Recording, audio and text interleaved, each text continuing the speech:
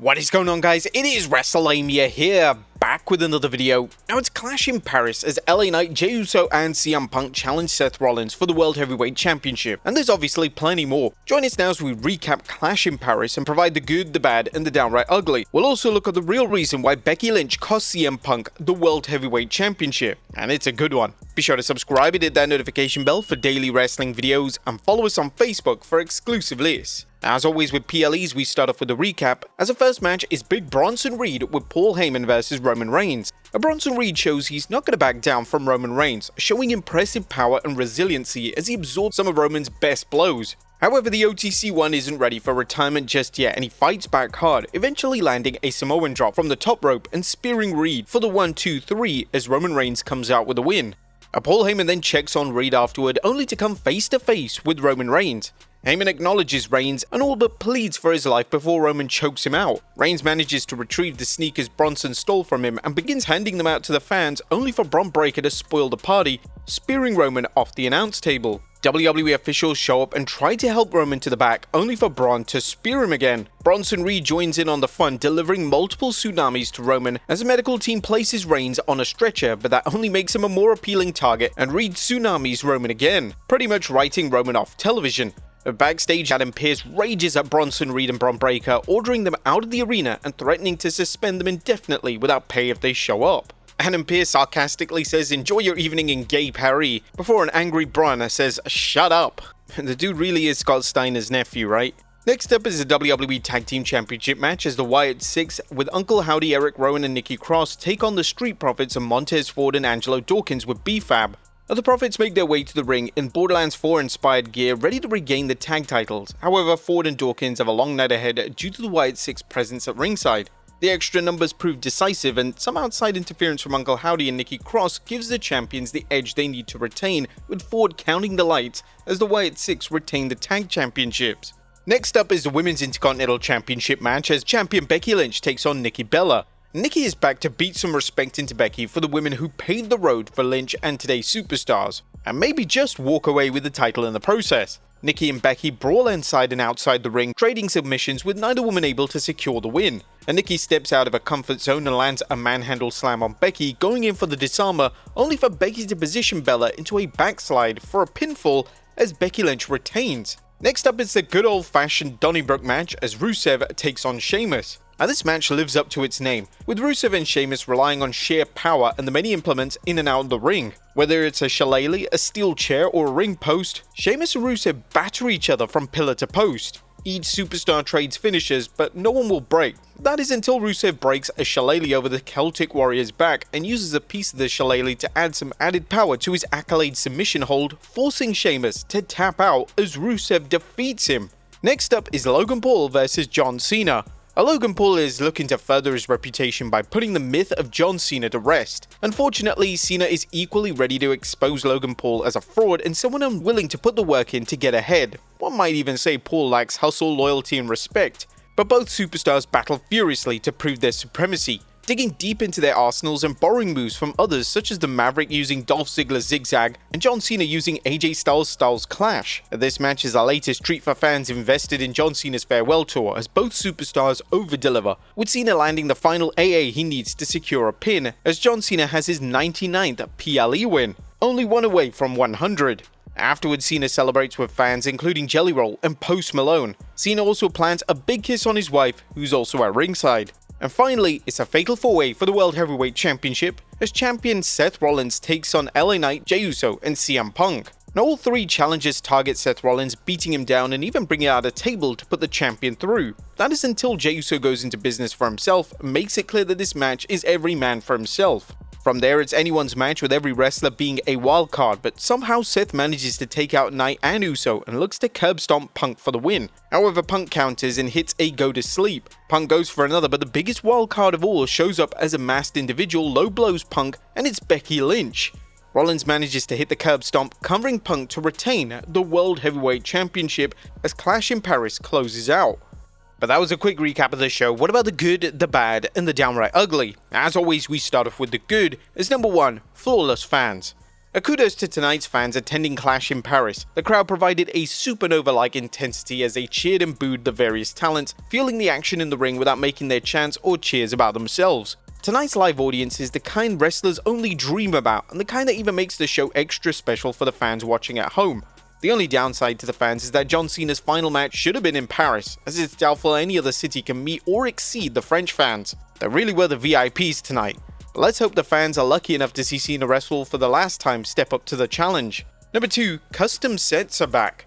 Are custom sets really back for WWE PLEs? Well, let's hope so, because today's Clash in Paris site was a veritable feast for the eyes. The WWE built a custom-made Eiffel Tower replica, complete with a working screen to add yet another dynamic visual element to the show. With the WWE continuing to push its PLEs as must-see events, it makes sense to add as many bells and whistles as possible, letting fans know that they're not just getting fantastic wrestling matches with WWE's top superstars, they're getting a visual spectacle that they won't find anywhere else. Just reminded us of those good old days where Backlash would get a unique set. They would even have a unique set for Fully Loaded. Number 3, a brutal beatdown. Was tonight's post-match beatdown on Roman Reigns overdone and drawn out? I mean, it seems the only way to write off a wrestler is a beatdown, right? But this was still a good way to give Bronson Reed some momentum back after losing to Roman Reigns and maintaining the nuclear level heat on Reed and Bron Breakker. Number 4, a superb slobber knocker. WWE's Donny Brook matches are so much fun and a great way to shake things up for the fans. While the WWE's Donny Brook matches aren't bloodbaths, they don't need to be, as a number of weapons and breakable objects provides many opportunities for dangerous looking but relatively safe spots.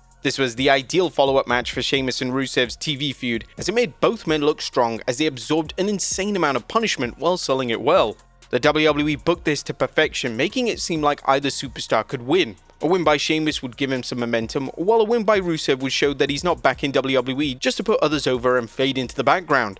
Tonight's win went to Rusev, and despite Sheamus submitting, it was a strong showing for both. Let's hope the WWE uses this win to put Rusev into a serious program, rather than having float in the mid-card scene. Believe it or not, but this was Sheamus' first singles PLE match in 3 years, the last one being at Clash at the Castle. With all the brutality, Sheamus did give a big FU to those in WWE that don't have any faith in him. Number 5, a hella fine match. John Cena's farewell tour continues to get better, and it certainly helps that WWE dumped Cena's nonsensical heel turn, with Cena putting in one of the best performances of his career tonight. Granted, Logan Paul always over-delivers in the ring, but Cena was pulling off moves that lit up the internet, including a code red that nearly led to a pinfall over Logan Paul. The man was doing hurricanranas for God's sakes. Cena also used Baron Corbin's End of Days on Paul, failing to get the pinfall, but earning some respect from Corbin, who tweeted, "I have to admit, seeing John Cena hit the EOD was pretty awesome, especially in Paris."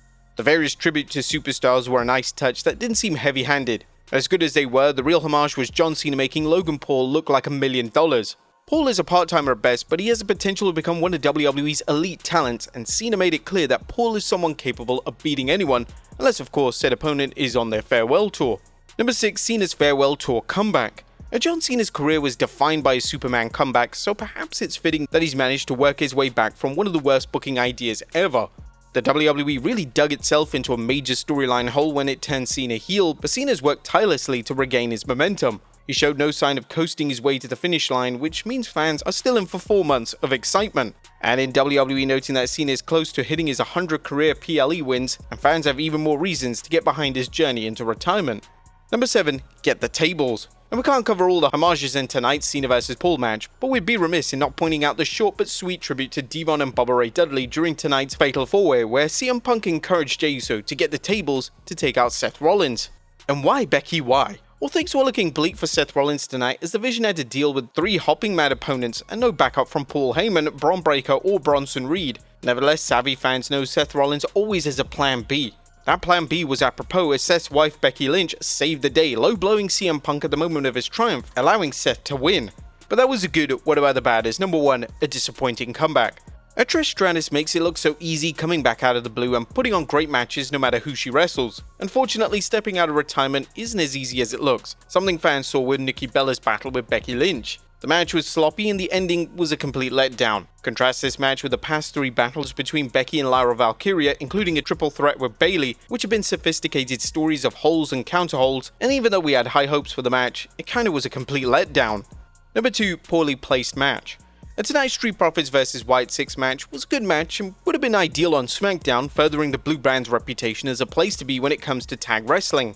Unfortunately, the apparent product placement for the soon-to-be released Borderlands 4 video game compelled WWE to skip putting in a top-tier match on a PLE. Let's face it, this match was only on the card because of the plug into the video game. It was no downright ugly, tonight's show was flawed but still entertaining, with WWE's strategy of bringing PLEs to underserved markets paying off again with both a big box office and a hot crowd. What do you guys think of Clash in Paris? Let us know in the comments down below. Now, let's move on to the real reasons Becky Lynch cost CM Punk the match and joined Seth Rollins. Becky Lynch's alliance with Seth Rollins makes sense for several reasons, but why did she screw over CM Punk? Well, number one, it sets up AJ Lee's return. The WWE's already hinting that CM Punk's real-life wife AJ Lee could come back to help Punk deal with Becky Lynch. Fans have been dreaming for an AJ return ever since Punk returned in 2023, and this is the perfect storyline to introduce her and to stretch out the CM Punk vs Seth Rollins feud by creating mixed tag matches and possibly a one-on-one match between AJ and Becky over Lynch's Women's Intercontinental Championship. I mean, it's pretty obvious at this point, right? CM Punk even pointed to a sign that said, "Bring back AJ Lee." It's definitely happening, right? Number 2, sticking it to AEW. Now, fans shouldn't have to wait long for CM Punk and AJ Lee vs Seth Rollins and Becky Lynch, as rumors are already flying that WWE will book the match for its Wrestlepalooza event, which conveniently takes place the same day as AEW's All Out pay-per-view. If Wrestlepalooza is going to be the event that AJ Lee finally makes a return, it will be huge, and will definitely be one of the biggest talking points in wrestling, giving the edge over WWE against All Out. Number 3, Seth and Becky are both heels. Now, this isn't the first time Seth and Becky have worked together, as many fans remember their 2019 mixed tag match against Baron Corbin and Lacey Evans at that year's Extreme Rules event. Now that both are heels, and not to mention on the same brand, it's not a stretch to have them team up. Number 4, Becky could use a boost. Now, Becky Lynch's time on Raw has been uneven ever since returning from maternity leave. Her heel turn led to mixed reactions, and some fans question why a star at her level is wearing a mid-card title. While it's understandable that WWE likely feels Lynch can help elevate the title, it still looks like a step down. However, pairing Lynch with the hottest heel act on Raw could lead her to getting some big momentum back and set things up for her to win the Women's World Championship, becoming Becky 2 belts again.